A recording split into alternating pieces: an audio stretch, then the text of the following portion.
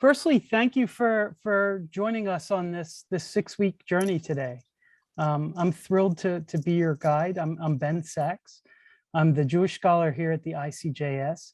And for those of you who are joining us for the first time, we are a Baltimore-based institute.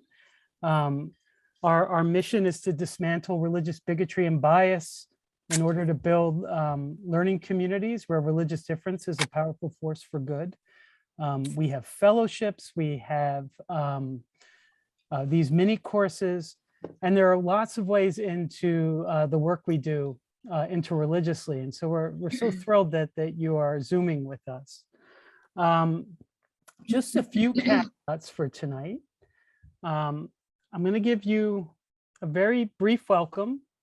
I'll go through the class agenda, and then I'm going to share why we think, or why I think.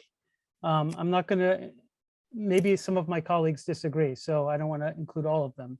But why I think Buber is important, and why now? Why should we be learning about him now? This is an intro to his life and thought. My hope is that there's going to be something for advanced readers of Buber and new readers of Buber, but really it's just an orientation to who he was, and then his philosophy of dialogue.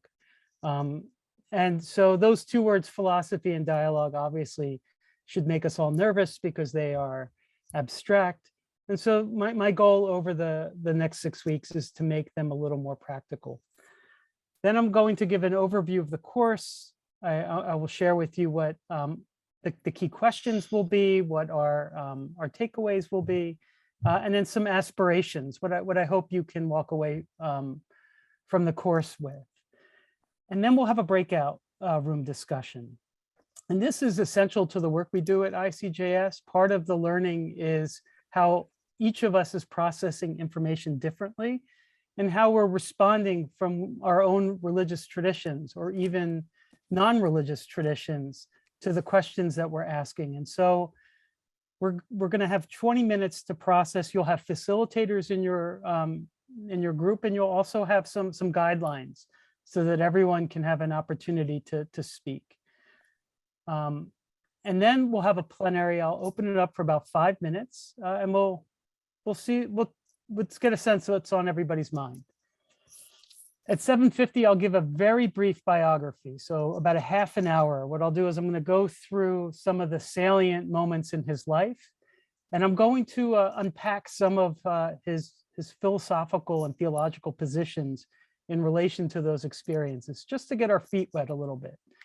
We'll go to the second breakout room, in which I have an exercise for you that's going to require some thought and some processing, but it's really a way to get us into the spirit of thinking dialogically, at least in the way that the Buber wants us to think about it. We'll have a plenary, and then I have a few examples about the I, it, I, thou relationship, what Buber is famous for. So as we say in rabbinics, standing on one foot, I will give you a very brief look into I, it, and I, thou, offer some parting thoughts, and then we'll call it a night. So why Buber and why now? So I think what's important about Buber is that he occupies an interesting place in the popular imagination. A lot of people have a sense of who he was.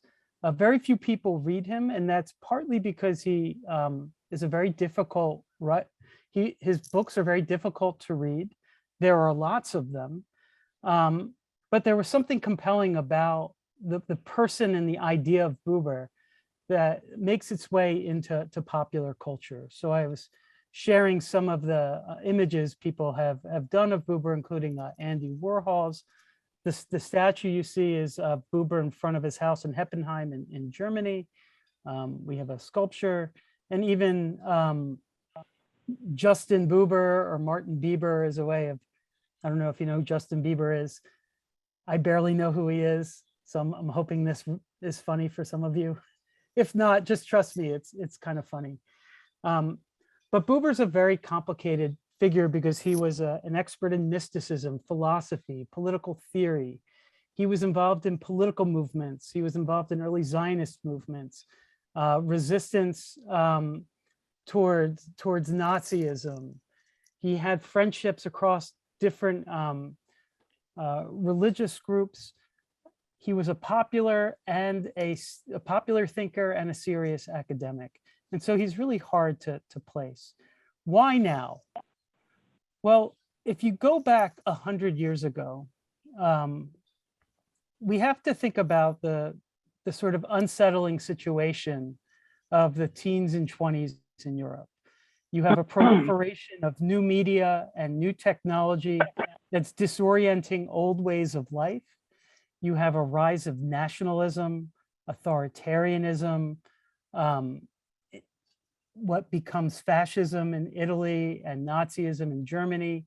You have fractured societies. You have what's called a crisis of epistemology, meaning there was no consensus on what people knew was true or false. And there was no consensus on how we think about knowledge. It became ideological and political. We also had a large number of people leaving their religious traditions and becoming nuns. We had a large number of people in Europe looking to the East for a type of spirituality that was unbounded, at least according to their imagination. The study of Buddhism, Taoism, Hinduism, Sanskrit, Chinese. Buber is caught up in all of this. And why I think that's relevant is that if you look around us today, we do talk about a spiritual malaise. We do talk about the rise of nuns. We do see a rise of authoritarianism, a rise of fundamentalism, a rise of people wanting to leave their religious traditions, a desire for people to, and this is a common phrase, be spiritual and not religious, right? Not be bound to the traditionalist tropes of religion. Buber can speak to us on all of those levels once you make it past his dense and sometimes opaque language. He's a thinker that we can think with in the contemporary period. And so some of the key questions that I want to look at tonight are, and let me just make sure I'm staying on time. One, so how does Buber's view of dialogue help or hinder interreligious dialogue today? We're going to find that Buber is provocative as a thinker, and he has a view of dialogue that is not intuitive to our everyday conversations. And he's very critical of institutional religious traditions, of institutions in general, and how dialogue actually, when not done properly, moves us farther away from one another rather than closer. So we're going to look at Buber's view of dialogue and think about it within our own lives and work. How much of our experience of religion is truly ours, and how much of it belongs to the power of history and culture? We're going to come back to this question over the next 6 weeks. When we talk about our religious experience, when we talk about our tradition, how much of it is us and how much of it is imposed on us? How much of it is that us interpreting something that we believe within certain institutions and power structures to be correct, but possibly our intuitions are telling us something differently, right? So we struggle with what we inherit and what we want to be true, and what we experience and live and what we think to be true. And there's always going to be that tension for Buber, and we're going to come back to that. So does our society, the combination of culture, economics, and politics, provide us with the best conditions for dialogue and for religious or interreligious experience? So as you're beginning to notice, experience is going to be a very important concept for Buber. But also, what does it mean to have the best conditions for dialogue? So for Buber, we have to create a society and live in a society where people are oriented to dialogue similarly. And we'll see that a lot of the things that we have in our everyday life get in the way of that. So I'll just give a brief example, because I'm trying to think of examples for the course to make things practical. We tend to associate our lives based in work and money, right? Whether we like it or not, because we have to live. For Buber, the problem is when you start to measure a person's worth as an it based on income, based on vocation, that creates a layer between you and that person that's hierarchical. That hierarchy is always going to get in the way of dialogue. And so how do you transcend the hierarchies of everyday life that are imposed by humans? These are things that we created for ourselves, that we live in, whether they're just or unjust. But how do you cut through that and transcend it? So for Buber, it's a way of trying to teach people a certain orientation to other people that that cuts through those layers, as we'll see, that are in society. And so it's not just individual, but we need to work together. For Buber, we hold on to our religious views as ways of protecting ourselves. Yet in doing so, we prevent ourselves from entering into authentic experiences with others. So a key question is, how can interreligious dialogue be a space for entering non-contrived authentic experiences? So this is a provocative preamble to a question. We hold on to our religious views as ways of protecting ourselves. So Buber talks about the development of the self, of our I, very similar to Karl Jaspers, another German philosopher, in that, like snails, we develop a shell, a protective layer. The world is cruel. The world doesn't always operate the way that we want it to. And we develop ways to protect ourselves from a world that is unpredictable and not always empathetic. That can be done aesthetically, right? So if I were to make myself vulnerable for a second, I wear a certain type of glasses.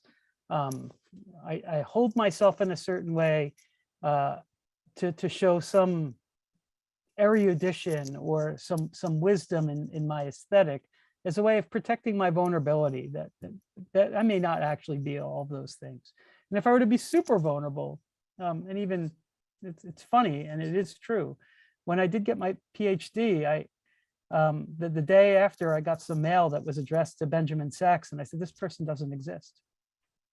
There's Dr. Benjamin Sachs, but I don't know this other guy. And so these become layers to protect ourselves in the world. So for Buber, religion becomes one of those things. That the religion is a way to keep us safe, but it also prevents us from actually exploring our true selves. And so this is provocative. It's something to consider. So some takeaways for the course. Oh, by the way, you'll notice on the left, I have different pieces of art, and I will be doing that throughout the course. So this is obviously a postage stamp. Buber was an art historian as well. He did his habilitation, his second PhD in art history, or he started to. A lot of the art that you're going to see tonight is art that Buber commented on. And a number of the artists, with the exception of what you see here, are artists who worked with Buber, who were in correspondence with Buber and in some sort of friendship with him. And so I'll look at those pictures with you at various points in the course. But our takeaways. We need to know that dialogue is not a universally accepted or understood term. So sit with that for a second. And if you feel comfortable as I'm going through this, you can share in the chat just to get your mind a little more limber to the kinds of conversations we're having. You can share in the chat what you think dialogue is or should be. But for Buber, it is not a universally accepted or understood term. It is not merely a conversation, right? So when people say, well, we're dialoguing, or we're having a dialogue, or even now, tonight, what we're doing is dialogue. Buber might actually be uncomfortable with that. And that's something that we need to consider, because dialogue's not merely a conversation, nor is it the sharing of different perspectives or even a negotiation. It is a transformative and possibly even transcendent experience.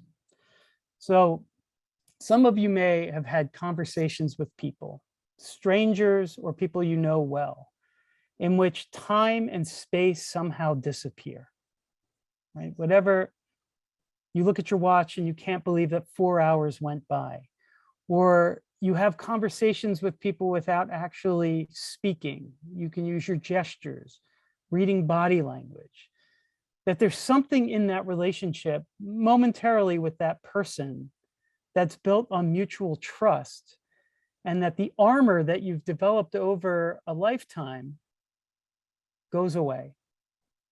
You're not trying to show yourself in a certain light. You're not trying to protect yourself from certain cruelties, and you're not even vulnerable anymore. You're connected to that person in almost an ineffable way. You can't explain it. For Buber, that is a glimpse of something transcendent. It is an experience that is, in some cases, as some commentators said, revelatory. And when we think of revelation in religion, we think of something from the outside coming in, and that's knowledge. For Buber, it's not. It's revelation is something momentary, and it's transformative.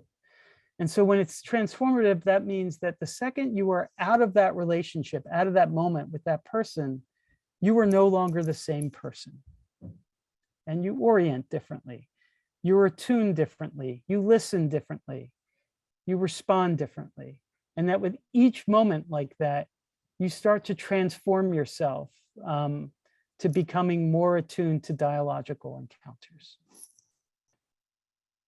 Our orientation to dialogue requires an openness to uncertainty. This is an extraordinarily difficult ask of most people. Even the most open people have prejudices. Even the most curious have certainties. What he's asking is that in the moment, in the encounter with another human being open to the possibility that your orientation to the world, your knowledge of the world could be wrong. And this is where interreligious dialogue is an interesting meeting point, because religion in some capacity has some comfort in certitude. There are certain assumptions that the people carry that help them navigate a cruel and harsh world. And Buber is saying, when you meet other people, be open to that uncertainty. Another takeaway is that Buber can teach us how we can be religious and political while also being vulnerable and full of doubts. It's about an attunement to listening and to empathy. So my aspirations. I'm going to unpack different dimensions of the I-it, I-thou relation in each class. And we'll read I and thou, parts of it, in the fourth class. And the idea is that it is a very alienating little book. It's very difficult to read. And the hope is that over the next 3 weeks, it makes you feel more comfortable when you read this, that you have some sense of what he's talking about. It's a notoriously difficult little book to read. And that's partly because of the translation. I have a friend who's actually here tonight, that we were texting back and forth on Walter Kaufman's translation. And Walter Kaufman, he misses a lot in Buber. And that makes his translation a little more difficult to follow. I also want you to walk away with a sense of the complicated yet urgent need for interreligious dialogue and encounters. I want you to have a deeper appreciation of the adjectives we use in day-to-day language. What makes an idea Jewish, Christian, Muslim, Hindu, not religious? Why are these adjectives important? Why do we have to have a sense of ownership over something that is beyond us? That's my idea. This is my land, right? So we're here for a particular time in history. We share the earth for a very short period of time with others. What is at stake in these adjectives for Buber when it comes to dialogue? And I want us to have a deeper appreciation of why we choose to or why we choose not to use these adjectives. And then finally, I want you to have some confidence, gain confidence to pursue your own study of Buber, to pick up a book, pick up an article, and to feel confident that you have a sense of what he's saying. Class structure. So the first part of each class will be devoted to moments in Buber's life and some historical background. Our breakout room conversations will be oriented toward engaging Buber's experiences. There are a number of stories in his autobiographical fragments that I want to share with you, and we'll unpack them. And we'll relate them actually to our own. The second part of each class will be devoted to a theme or idea in Buber's thought. Our breakout room conversations will be concentrated on reading and interpreting one of Buber's texts, and we will do this very slowly. The third part of each class will be a plenary. We'll address the class themes in our contemporary context. So why is what we talked about this evening relevant? And I also want everyone to remain cognizant of their religious views that they bring to these conversations and feel comfortable sharing them, because they're essential to creating that space of listening. And each part of each class will address aspects of Buber's view of dialogue and the I, it, I, thou relation. It's not just simply one aspect of philosophy, but it has to do with engagement. The course schedule. So tonight is an intro to Buber and dialogue. The second class will be on Hasidism, mysticism, and God. So Buber's views of all three and why they're relevant to his overall philosophical worldview. The third class will look at the tension between revelation and law and his relationship with a dear friend of his, Franz Rosenzweig, and a debate that they had. Then we will look at some parts of Ein Thou. And then in class 5, we'll start to see the practical applications of his philosophy in politics. So we'll look at Buber's what's called theopolitics, Mahatma Gandhi and the Israel-Palestine question. So Buber had a very iconoclastic view of Zionism. He was a binationalist, and he really worked towards Arab-Jewish reconciliation and collaboration from pretty much the beginning of the Zionist movement. And an interesting way into his views on this is a correspondence that he had with Mahatma Gandhi. They had a disagreement, a very strong disagreement. And so it's one of those texts that you read where ultimately you're going to have to take a side. And then we'll look at his biblical humanism in the dialogical community.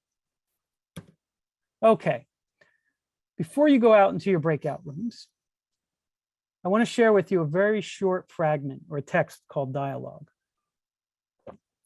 that Buber wrote in 1932 before we go to our breakout rooms. He writes, above and below are bound to one another. He's referring to a Hasidic concept about transcendence and immanence becoming blurry in everyday life. The word of he who wishes to speak with people without God is not fulfilled. So if you wish to speak in the dialogical sense, according to Buber, without some orientation to transcendence, you're going to have what's called a mismeeting. You may not actually have that kind of encounter. However, but the word of he who wishes to speak with God without speaking with people goes astray. If you think for a second that you can have a conversation with the one who is beyond without engaging those who are equally created in that image, you're going to miss a very important part of Buber's theological worldview, that the presence of God is in between people. It's in dialogue. And that's what makes it transformational, is that you get a glimpse of this presence. And we're going to talk about this presence a lot over the next 6 weeks.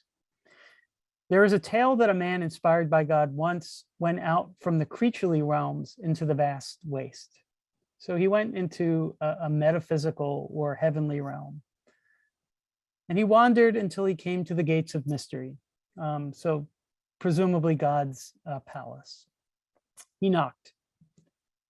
From within came the cry, "What do you want here?" There's a certain curmudgeonly quality to it, which it adds to the sense of urgency that Buber is trying to capture in this fragment. He said, "I have proclaimed your praise in the ears of mortals, but they were deaf to me. So I come to you that you yourself may hear me and reply." Right? So I share the word of God, but no one wants to hear me.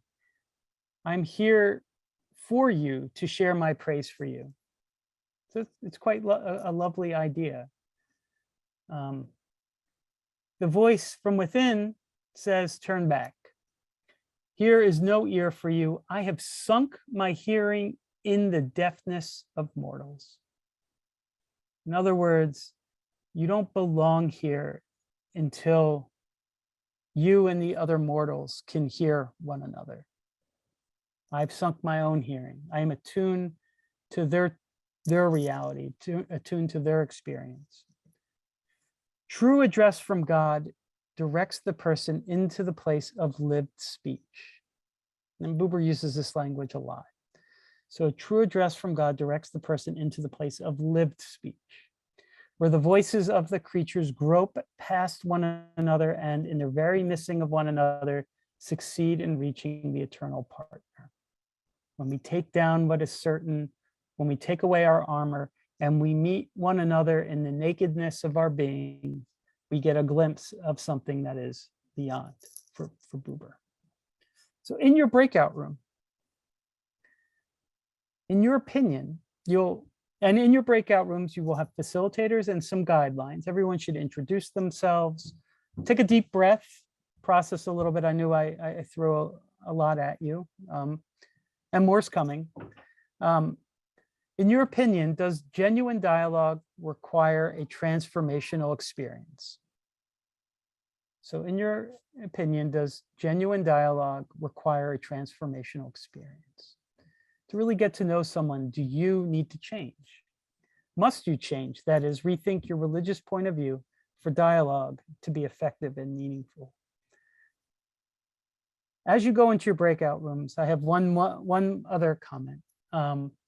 This week is a very important week in my life and my family's life. It will be my mother's birthday by the end of this week, and she happens to be here tonight. So if you are in a breakout room with my mother, please feel free to wish her a happy birthday. Okay, so let's go to our breakout rooms and I'll see you in 20 minutes. All right, well, welcome back. We're going to move to the biography part of the class. I hope that you had good breakout room conversations. In about a half an hour, you're going to return to your group. So if there was some unfinished business, you can return to it. The goal is to keep these conversations going. But what I want to do now is to walk you through Buber's biography in the next half an hour. I'm going to give you some anecdotes and talk a little bit about his work before we get to the next text, just to ease us into this. But before I start, I want to share with you a biography that was just written about Buber in the last year or so by Paul Mendes Floor. It is a truly exciting work. It's authoritative. There was no better person in the world to write it. I say that without any bias. That's somewhat facetious because he was my, as they say in German, my Doktorvater, the person who advised me on my dissertation many years ago. But it really is truly an exceptional book. So if you want to get to know Buber's life and thought a little deeper, this is a great place to go. Okay. So let's talk about Buber's early life. So he's born in Vienna on February 8th, 1878. And he dies in Jerusalem on June 13th, 1965. Most of the photographs we see of Buber are Buber with that long, glorious, prophetic beard. The young Buber has a mustache. The reason why I share the picture of the young Buber is that the beard is actually very interesting part of Buber's life and work. When he was young, and when he was a baby, a doctor had an accident on his lip with some forceps, and he had a defect on his lip. And so when he was able to grow facial hair, he grew it to cover this defect. And it was important for him because the idea that this beard is in some way hiding some vulnerability actually plays a role in his thought. And he really does take that seriously. By the time he's in his 40s and he becomes very well known for his work and people see him as a prophet, he's kind of stuck with the beard. He can't shave it. And so that becomes part of his identity. And it's interesting how he reflects on it, because it's not something that he wanted to keep. It was something he had to keep. And it reminded him that his orientation to dialogue was always in question. So when he's 4 years old, he moves in with his grandparents, and he moves to a place called Lviv in Ukraine, which unfortunately we're hearing a lot about, or for the wrong reasons. It's a very tumultuous period, as I think all of us know, and checking our phones. Buber's grandparents lived there. And the reason why he moved to his grandparents, and these are his paternal grandparents, is that his mother left him and his father when he was 3. She had an affair with a Russian officer and walked out on them. And that's one of Buber's earliest memories, actually seeing his mother move out. And his father, feeling ill-equipped to raise him on his own, sends him to his parents in Ukraine. Buber spends a lot of time in his life and thought reflecting on this moment. There's a word in German called die Geborgenheit that comes from this idea of the security that you have with the person for whom you have a familiar relation, or that you've given birth to. Literally, Geborgenheit. It's a sense of security when you see them. And so what does that sense of security mean? An example would be here in Baltimore, you're down at the harbor. It's all people you don't know. And from a distance, you see someone you know and you care about. And in that moment, your experience changes. You get a feeling, a sense. That feeling and sense of security and mutual trust transforms the whole moment, and you engage that person. What happens to a person where you don't actually have that trust interpersonally, that when you see that person in a strange environment, you automatically become comfortable, feel secure? So Buber reflects often about how his mother and to some extent his father abandoned him. So he moves into with his grandparents. His grandfather is Solomon Buber. So for the scholars of ancient Jewish exegesis, Midrash, he's a prominent figure. They are Orthodox Jewish people living in Eastern Europe. Buber's grandmother, Adele, is enlightened. And what that means is, in a German context, you aspire to what's called Bildung, culture or culturation. She knows numerous languages, literature, culture. His grandfather knows Jewish tradition, Jewish texts, Jewish culture. He lives in a multilingual house. His father speaks German, having lived in Vienna. His grandmother does speak to him in German. The language around him is Polish. But he becomes very skilled in Hebrew, Polish, Yiddish, German, Greek, Latin, French, Italian, and English. And he becomes part of this group of people who lives between languages. And what I mean by that is, at a certain point, he doesn't really have a native language. So that feeling of Geborgenheit, of security, there's no better sense of security than having a mother tongue, feeling that you can best articulate your sense of self in a way that you know other people can understand you because you have a shared language. He's fluent in most of the languages, but he's not fully at home. And that's going to become important. So this is Buber at 4 years old. 6 years later, he starts attending the Franz Josef Gymnasium. So he's 10 years old when he starts meeting other children, and he's not learning at school. And at this particular gymnasium, he has a fondness for Greek and Latin.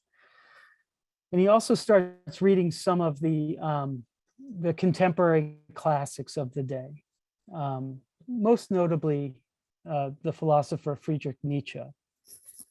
And 4 years later, after really discovering Nietzsche's desire to do what's called cultural rebirth, to change the conditions of culture to one more of being attuned to curiosity as opposed to domination, one to be more unmoored as opposed to being secure, he realized that he realized, right? I'm using really problematic language. He came to the conclusion that Polish people needed to read Nietzsche, but unfortunately it didn't exist in Polish, any translations.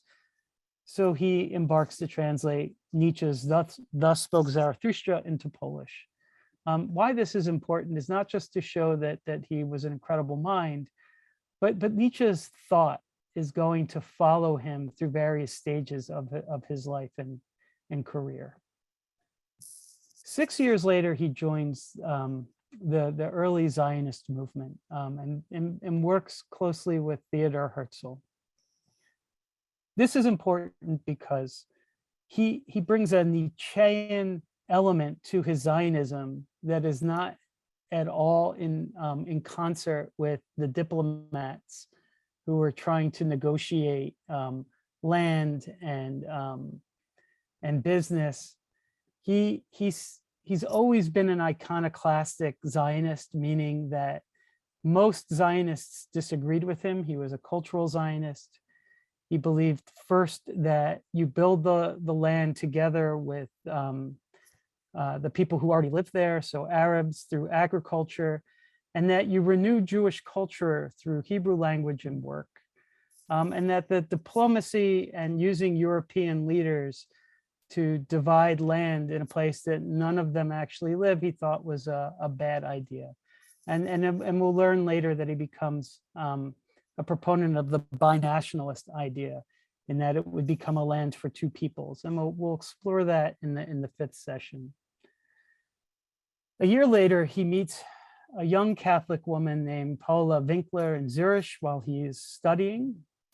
They fall in love. She is a German who is thinking a lot about mysticism. They develop a very close relationship. And not too long after, they move together to Berlin and they have their son, a son, Raphael. And Raphael Buber will become very important to Buber's biography later, because he worked very intimately with Paul Mendes-Fleur on the biography and collecting materials. And Raphael used to joke that he forgave Martin Buber for being a difficult parent because of Buber's own troubled childhood. And the reason why I say this, even if I'm being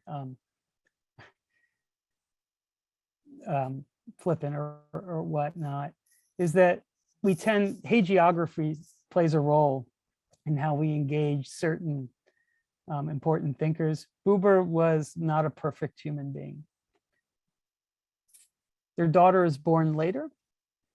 And notice that I at no point talked about Buber, Martin, and Paula getting married.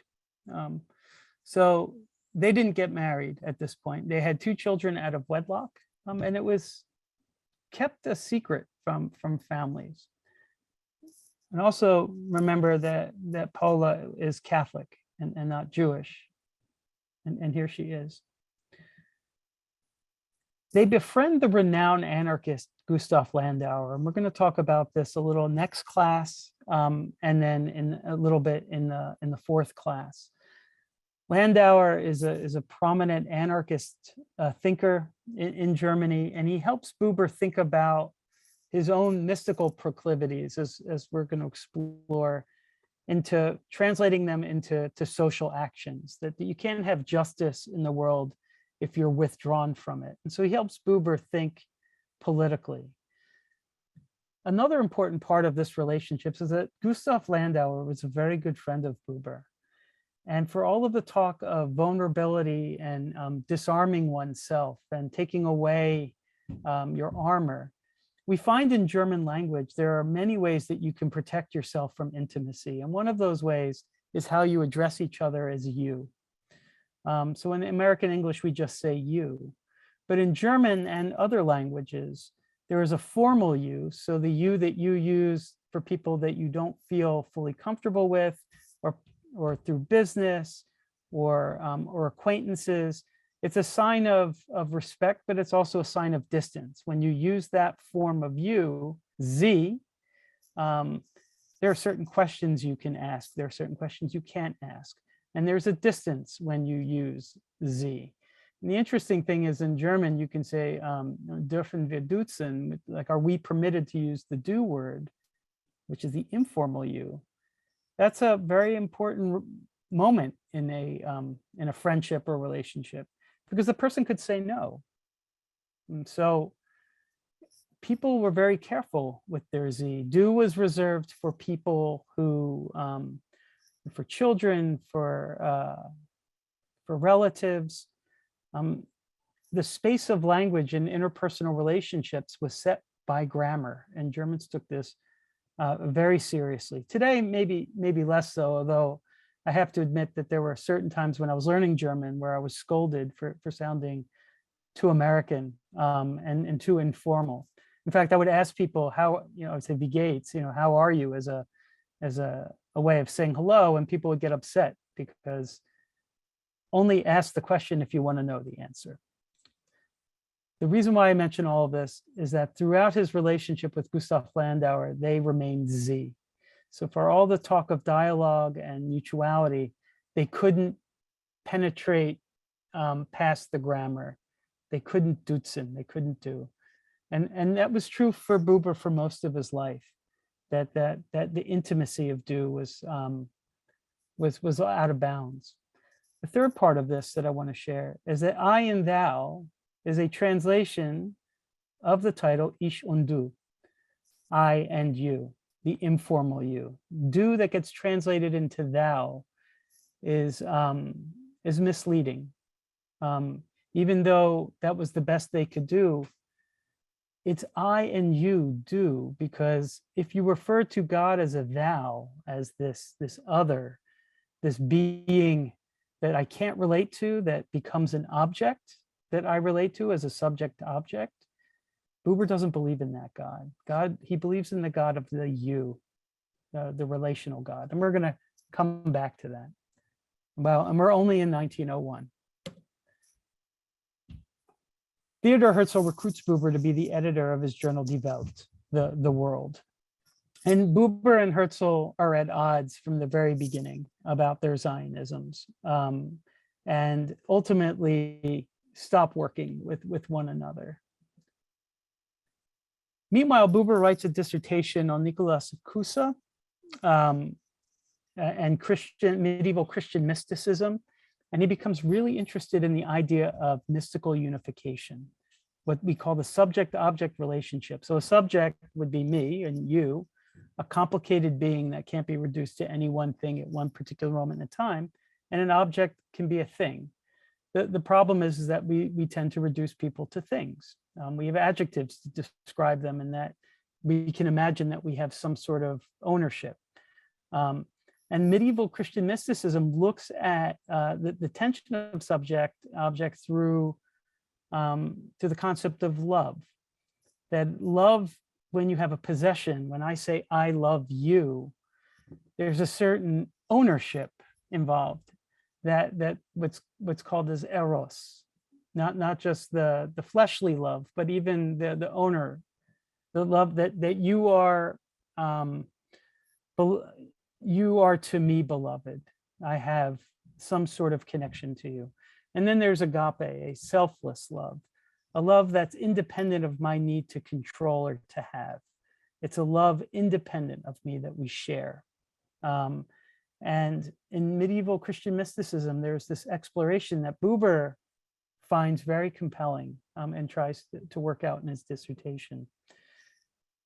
During the period between finishing his dissertation and him working what's called his habilitation, his second PhD to become a professor, he becomes a literary editor for Wohltat and Learning, which is a very important part of his career because he starts to publish Hasidic tales. Hasidism the Eastern European mystical tradition that comes out of 18th century Poland, Ukraine, Russia, as a response to more of the rigid, what we'd say halakhism, the orthodox tendencies, as a way of trying. There was a democratic impulse in that Hasidim all had equal access to God.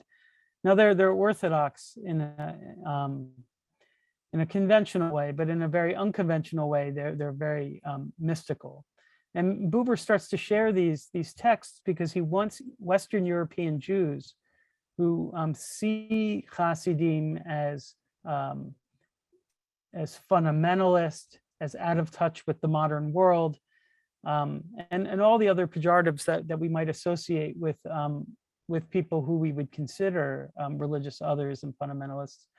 Buber wants to share with the Western Jewish world that they can still speak to us in ways that are very meaningful and important. And we're going to talk about that next class. Between 1909 and 1919, he gives a series of addresses to a Zionist society called the Bechukva Society in Prague, published as his speeches on Judaism, where he explores the Nietzschean element in Judaism. And during this time, he publishes several important works: the Tales of Rabbi Nachman, which you see to your left, where he shares the stories of Rabbi Nachman of Breslov, and these are parables, and they're ways to teach deep religious messages through stories, because the idea, the way that Buber sees it, is that the tzaddik, the leader of the Hasidic community, has the power to bring people into religious sentiment and feeling through storytelling. That there is a way that you can teach people godliness that doesn't have to be rigid, philosophical, legal, but that you can connect just from the basic, the basic desire to tell stories. So he explores that in the Tales of Rabbi Nachman. He then moves to the legend of Baal Shem Tov, who is the founder of the Hasidic movement. But this is where it also gets very interesting. He starts to edit books on comparative mysticism.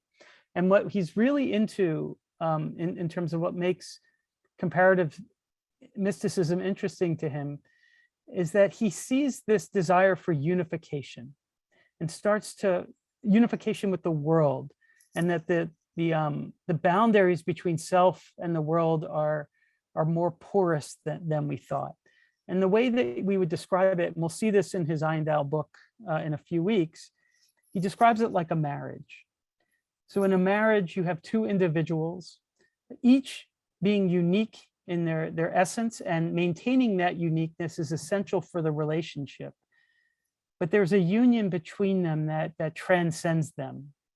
It transcends them in the relationship to other people. That entering that union is a transformation of experience. Remember that word, transformation, that changes both of them daily. So you have a marriage contract that tells you what you can and can't do, but the marriage is not found in that. It is found in the renewal of your relationship every morning. And he's playing off the Hebrew prayer book and passages in the Talmud, that creation is renewed every day. And so this union is renewed in every moment. And he uses languages, metaphors like marriage to describe it. He translates these into Chinese tales, so he does the same thing with stories in the East. He writes a book of dialogues, conversations called Daniel, where he looks at the different ways in which we experience the world, what's called erlebnis, which we translate as experience, but it's an inner experience, or sometimes people say lived experience. Which is strange because I don't know what the opposite of lived experience would be. I mean, experience seems to imply that it's alive, but it's often called lived experience or Leibniz, and it's the experience that you might have when you first fall in love. It's the experience that you have the first time you go on a roller coaster, right? That feeling that you can't predict. And for Buber, that experience is important. And then there's a farum, the experience of learning something, how to do something. Both are transformational in different ways. And so he's exploring this mysticism. and then his lectures on Judaism. But what's also important is that Hasidism, or at least his interpretation of Hasidism, was very important to his thinking and to his later Ayin Dao. Has exercised a great personal influence on me. Much in it has deeply affected my own thinking, and I felt myself called ever again to point to its value for the life of mention, of human beings, of man.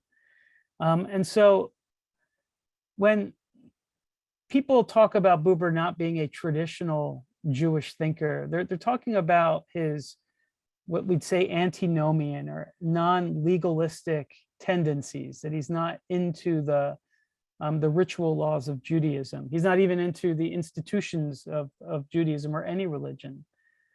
But we have to remind ourselves that his connection to this particular religious movement follows him through his politics with Zionism, his philosophy with Ayin Dao, his teaching philosophy, that there's something about this movement that plays a role in how he sees how we can make the world a better place and renew the world. Moving along. So 1916 to 1938. So this is sort of like a middle period of his thought. So Martin and Paula moved to Heppenheim. And this is a photograph of their house. He began a very close relationship with Franz Rosenzweig. And we're going to look at this in the third class. He translates the Hebrew Bible with him into German. And part of the idea was that people read the Bible with a sense of familiarity because it's written in German, but it should be an alienating text. It should disorient you. You shouldn't have to feel like you control it. We make the Bible an it the second we think we know what it is. And the best way to do that is to read it, or the best way not to do that is to read it in its original. But for those who can't, they wanted to translate the text into German, but with Hebrew nuances and grammar. So it would sound like Hebrew. What that means is, when you look at the very beginning of the Bible, and everyone talks about in the beginning God created the heavens and the earth, it actually doesn't say that obviously in Hebrew. It's Bereshit bara Elohim et hashamayim v'et haaretz, which the preposition in can be translated as in the, at, when, right? And that changes the whole meaning. At a beginning, God created the heavens and the earth. Also, as opposed to in the, right? So direct objects matter. Also, the subject of the sentence may not actually exist. So it could be in a beginning, something created God's heavens and earth, right? Because the word God is plural, right? So there's an ambiguity in the text that lends itself to a tradition of interpretation that's part of the spirit of the Jewish religious life. There are also things called, what they say in German, Leitworte, theme words. So what we see in German in the Bible are all these different words, but Hebrew is actually not that large of a vocabulary, biblical Hebrew. And so they use the same words over and over again, and those same words create patterns that are important to the reading. You don't get that in the German. So an example would be ruach, which gets translated as wind or spirit or soul or ghost. But in Hebrew, it's just ruach. And it's going to open up to a variety of meanings, but we also then impose certain meanings onto that. Robert Alter, who translated the Hebrew Bible into English, refuses to translate the word ruach into soul because biblical Hebrew didn't have this Greek Aristotelian understanding that gets imposed on it.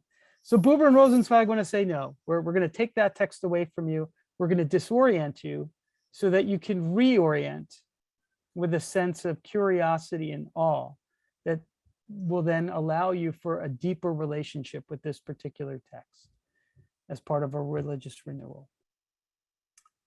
He started teaching at Franz Rosenzweig's Freies Jüdische Lehrhaus, which was an adult learning center. And just as a footnote, Buber was not a great teacher.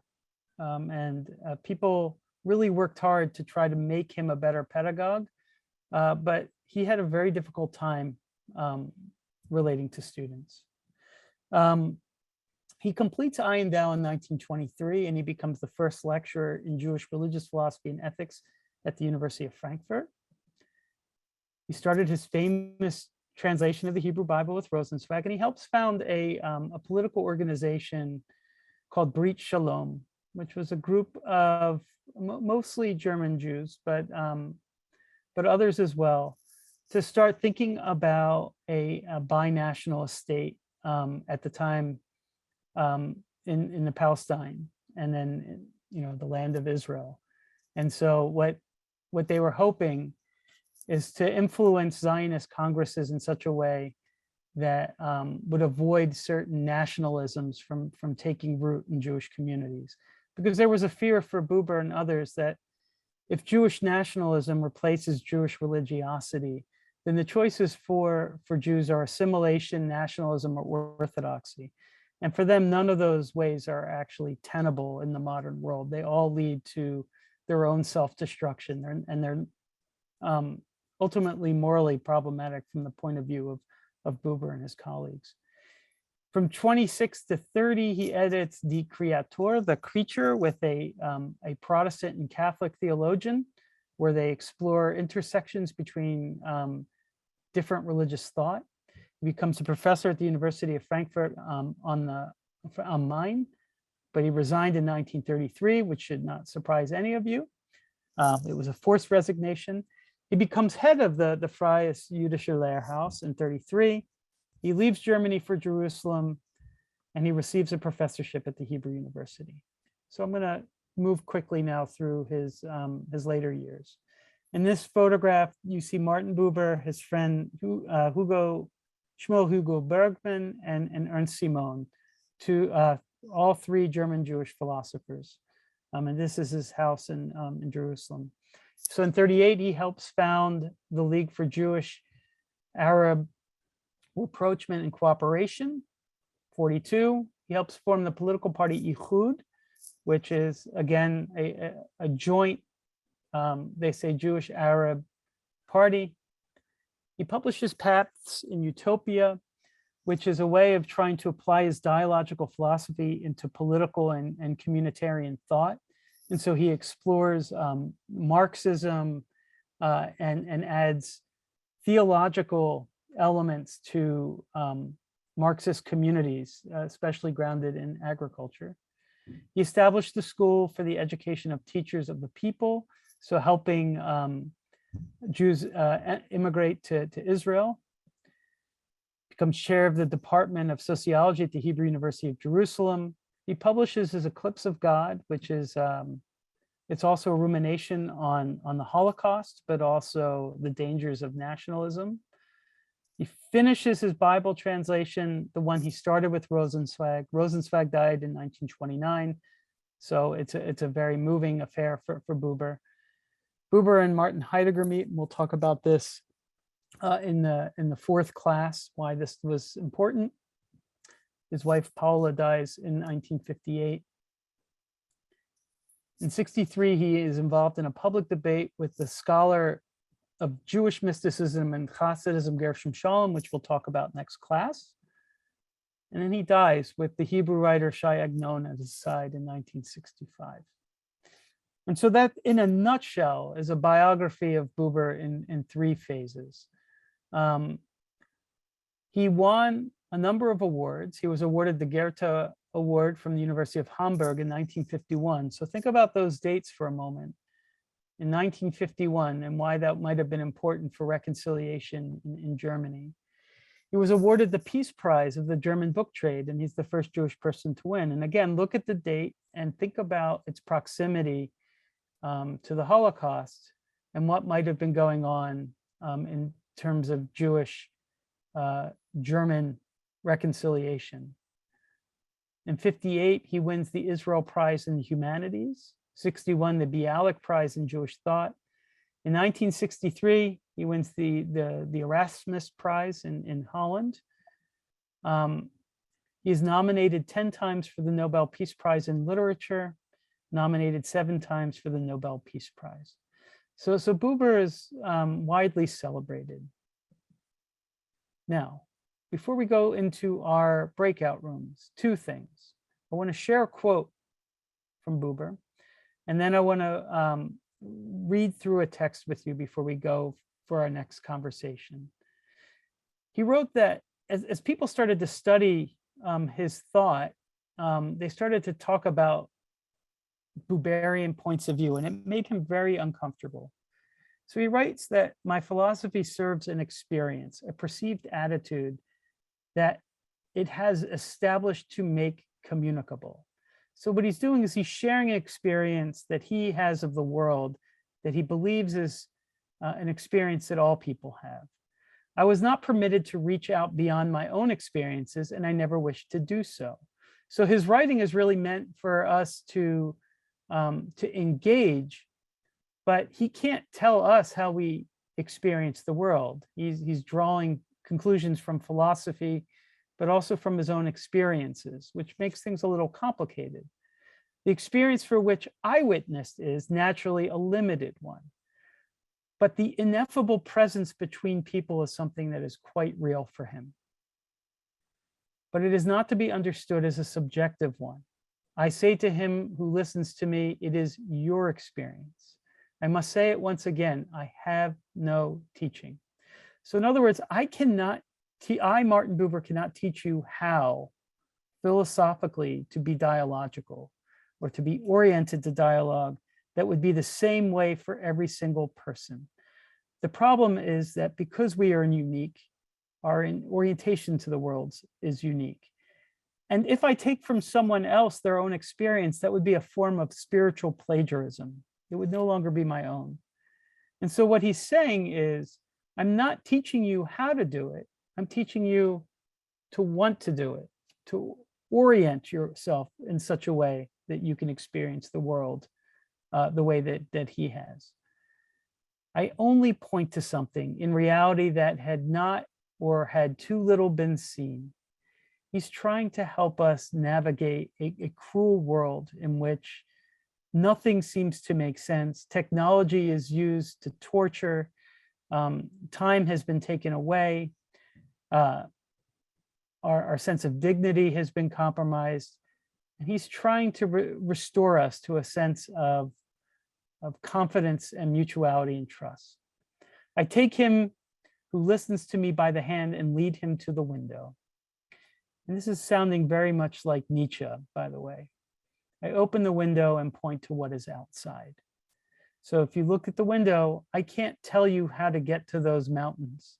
I could just point you to them. It's up to you to figure out your best path. For your breakout room, we're going to look at some of his Hasidic writings or his writings on Hasidism and relate them to our earlier breakout room. He writes in this book, Hasidism and Modern Man, man cannot approach the divine by reaching beyond the human. He can approach the divine through becoming human. So think about that in relation to the text that we read an hour ago. You can't reach the divine beyond the human. You need other human beings to reach some form of divinity. He can approach the divine through becoming human in relation to other human beings.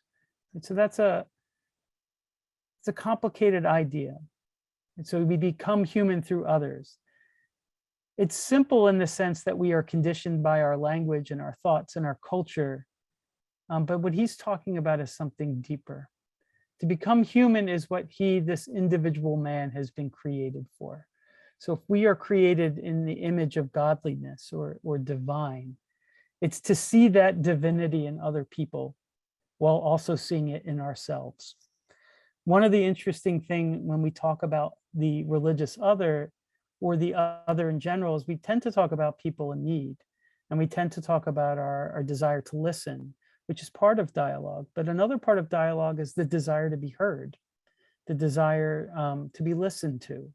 And that both of those things work in tandem to create the space for those transcendent moments that he's talking about. And so it seems to me that this is the essential core of Hasidic life and Hasidic teaching. So for him, Hasidim teach us how to take something transcendent like God and put it into the everyday. And that's something that we're going to spend most of next class exploring.